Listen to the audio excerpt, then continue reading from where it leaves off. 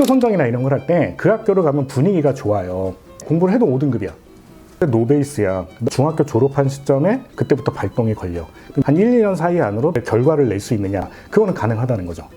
중3 2학기 때부터 공부를 시작을 했는데 중학교 때 D2가 도배된 친구가 있었어요. 그러니까 결과적으로는 지금 스카이 중에 하나의 학교를 갔습니다. 저희가 서울대 의대 보냈던 애들도 보면 이게 다 갖춰져야지 최상위권인데 그게 아닌 학생들은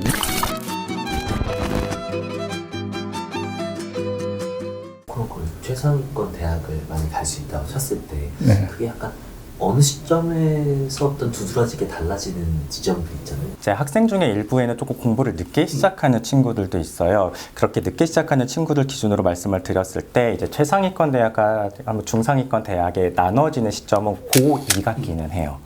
고2 때가 되면은 고1에 비해서 학업 난도도 올라가고 이제 뭐 내신 측면에서는 이제 인원수도 줄어들기 때문에 등급받기도 수월하지 않거든요. 그렇게 힘들어진 상황에서 꾸준히 공부하면서 성적을 유지하는 학생들은 뭐 소위 말하는 스카이 같이 이제 최상위권 대학에도 진학을 하는데 좀 거기서 많이 지쳐가지고 조금 학업을 조금 내려놓는 친구들은 좀 한계는 분명히 있긴 하더라고요.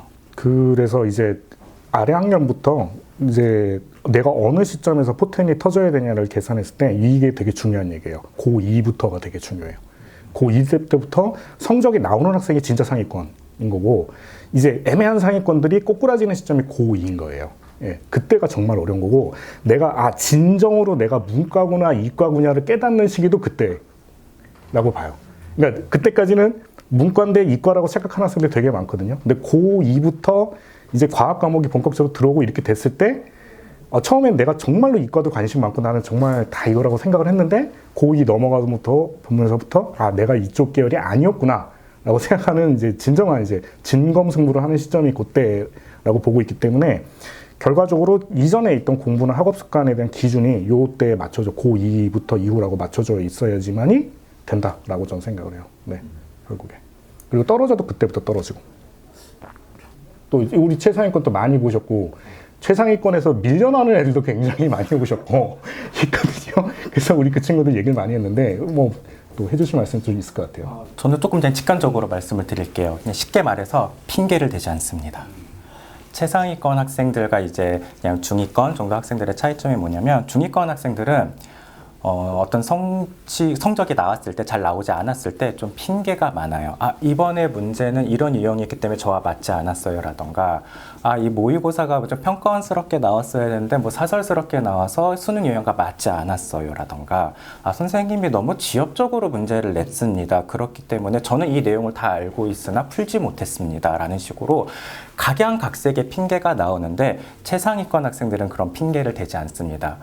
선생님 제가 그런 부분도 더 챙겨서 공부를 했었는데 그러지 못했어요. 다음에 챙겨서 하려고요. 하고 합니다. 공부를. 그게 최상위권과 중위권을 가르는 조금 그런 특징이 아닐까라는 생각이 들고요.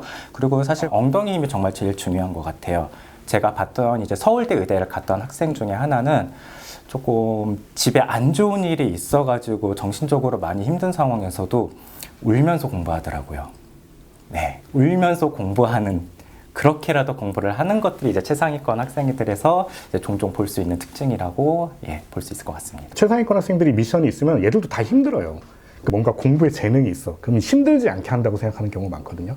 힘들어요. 애들도 다 힘든 거 마찬가지예요. 그리고 저희가 서울대 의대 보냈던 애들도 보면 학업적인 거 굉장히 힘들어 한단 말이에요.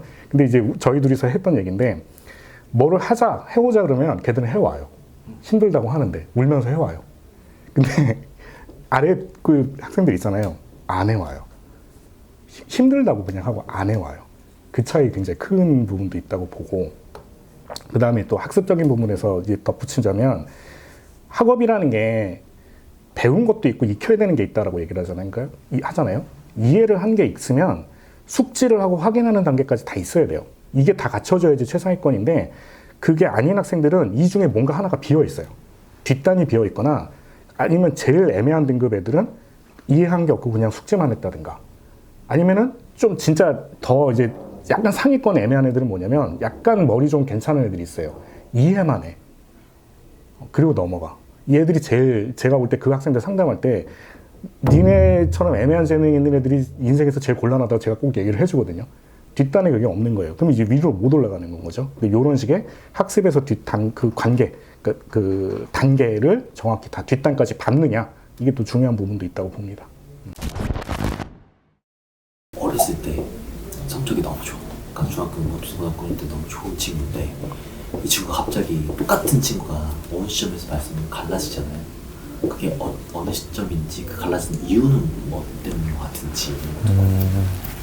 좀 쉽게 말씀을 드리자면 중학교랑 고등학교는 공부 방법이 달라져야 돼요. 그러니까 사실은 솔직히 말씀드리면 중학교 때는 학교 수업 조금 성실히 듣고 학원을 그냥 다니기만 해도 사실 조금 뭐 90점 후반대의 높은 점수를 충분히 받을 수 있는 그런 수준의 이제 시험이 나오는데, 고등학교는 단순히 학교 수업을 듣고 학원을 다닌다고만 해서는 높은 점수를 받을 수가 없어요. 이제 학교 수업을 듣고 이제 학원에서 수업을 들은 내용을 바탕으로 나 혼자 공부하는, 우리가 흔히 말하는 순공 시간이 필요한데, 그런 순공 시간 없이 초등학교, 중학교 때 공부했던 그 관성 그대로 그냥 학원 갔다 오고 숙제하고 거기서 끝, 이렇게 하는 친구들이 이제 중학교 때까지 최상위권이었다가 고등학교 와서 꼬꾸라지는 경우가 좀 많았던 것 같습니다. 만약에 중학교 때 최하위권 성적이에요. 이 친구가 이제 공부해야 마음 잡았어요. 인정을 할 수 있습니까? 가능할까요? 사실 제 주변 아주 가까운 친척분이 중학교 때 이제 ABC로 했을 때 D2가 도배된 친구가 있었어요. 그러니까 소위 말하는 어떻게 보면 하위권 학생일 수가 있는데, 그 친구는 중학교 때 공부를 많이 열심히 안 했던 학생이에요. 그래서 중3 2학기 때부터 공부를 시작을 했는데 결과적으로는 지금 스카이 중에 하나의 학교를 갔습니다.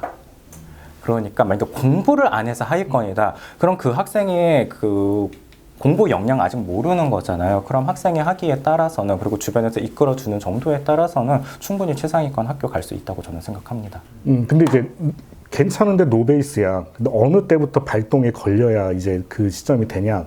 중학교 졸업한 시점에 그때부터 발동이 걸려. 그럼 얘가 고등학교 졸업할 때나 한 1, 2년 사이 안으로 퍼포먼스, 그러니까 결과를 낼 수 있느냐. 그 정도 시기면 되냐. 그거는 가능하다는 거죠. 그 정도 시기면. 그것까지는 일단 그런 사례는 꽤 있다는 건 거죠. 여기서 봤을 때.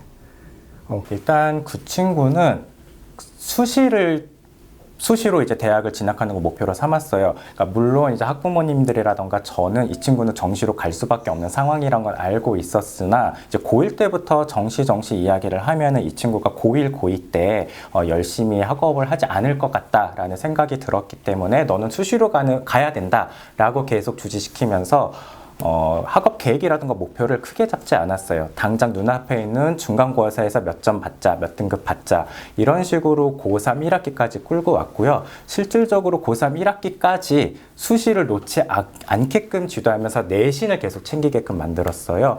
그렇게 해서 공부 습관이 없던 학생이 이제 고등학교 한 3학년 1학기까지 공부 습관을 들이게 만들었고요. 그래서 이제 고3 2학기 때는 이제 수능 위주로 공부를 시켜가지고 좋은 대학을 갔습니다. 다만 이 친구가 어쨌든 공부를 좀 늦게 시작한 거잖아요. 그래서 아무래도 이제 초등학교 고학년이라던가 중학교 때부터 공부를 시작했던 학생들에 비해서 좀 늦을 수밖에 없었어요. 그래서 고3 현역 때는 사실 스카이까지는 아니고 그거보다 조금 아래 대학을 진학을 했었고요. 그 이후에 한 번 더 해보겠다고 해서 열심히 노력한 결과 올해 이제 스카이 진학을 했습니다. 진짜 이 친구 재능이 너무 있는데 갑자기 고2 때 다 나버리는 경우, 부모님과의 마찰, 이런 것들 좀 궁금해하실 것 같아요. 회복 탄력성 자체가 높은 친구면 그런 게 조금 있어도 별로 상관이 없는 친구들이 있어요. 못 봤어, 잔소리 들었어, 막 좌절감을 느꼈어, 이런 게 타고난 게 큰 친구들도 있고 작은 친구들도 있어요. 거기 자기 이제 사이즈에 따라서 판단해야 되는 부분이 있고, 그 다음에 사람이라는 게 성취가 계속 안 생기면 결국에 번아웃이 오거나 놓을 수밖에 없어요. 뭐냐면 해도 안 되네? 쌓이면 이것도 굉장히 큰 문제인 거예요. 그래서 만약에 내가 그런 것도 있어요. 학교 선정이나 이런 걸 할 때 그 학교를 가면 분위기가 좋아요. 그래서 공부를 잘 할 것 같아서 보내요. 인 건데, 그게 이제 되려면 내가 갔을 때 성적이 잘 나오거나 아니면 안 나와도 내가 상관이 없거나 뭐 이런 게 있어야 돼요. 근데 그런 학교를 보냈을 때 고려하셔야 될 부분 중 하나가 뭐냐면, 그 분위기에 타서 내가 열심히 할 수도 있지만 학생들이 내가 공부를 했는데 공부를 해도 5등급이야. 근데 안 해도 5등급이야. 이런 경우 비일비재하거든요. 그러면 그 학교를 몇 년을 다녔을 때 이 학생이 느끼는 건 뭐냐면, 나는 해도 안 되는구나. 이런 상황들, 학교뿐만 아니라 공부에서도 마찬가지인 거예요. 무리한 단계에서 뭔가 학습을 함으로 인해서 이 친구들이 아, 나는 해도 안 되는구나 라고 느끼는 거는 되게 심각한 것 같아요. 제가 봤을 때 중간에 논 친구들은 이런 식의 무기력함이 되게 많았던 거예요. 해도 안 돼요. 근데 이제 이 친구들이 보면 자기 수준에 비해서 너무 높은 레벨들이 많았던 거예요. 저는 항상 제가 얘기하는 게 초중등이랑 고등에서 좀 전략을 다르게 생각하시라는 게 초중등까지는 사실 성장이라는 게 목표를 해서 끌어올려야 되는 게 있는데 고등부터는 사실 이거 가지고 대학을 가잖아요. 그래서 고등은 조금 전략이라든가 성과를 낼 수 있는 방향으로 좀 생각하시는 것도 좀 필요하다라고 보고는 있어요. 성장하는 게 환경이 그렇게 쉽지는 않을 수 있어요. 진짜 학생 입장에서는 그래요. 왜냐하면 당장 내가 성적 받는 걸로 뭔가 이게 기록이 되고 이걸로 뭐 대학에 연결이 되고 성적이 어떤 애들이 일희일비할 수밖에 없는 때기 때문에 막연하게 네가 가서 어떻게 성장할 수 있어 라고 가기에는 고등은 조금 위험할 수도 있다 라고 생각이 듭니다.